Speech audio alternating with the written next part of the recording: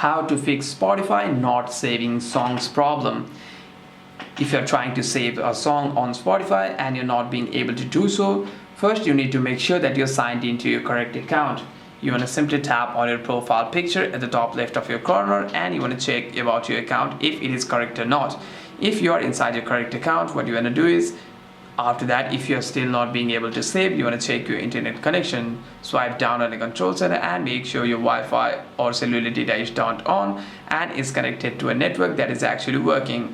If you have a working internet connection as well, you can simply go to your Play Store and check for any kinds of app updates if it is available. Go to your Play Store and you want to search for Spotify. So that if any kinds of update is available like this, you want to simply tap on update to update your app. Now you should be able to save your songs on Spotify. Hope this video was helpful, and if you have any further questions, make sure to leave a comment down below.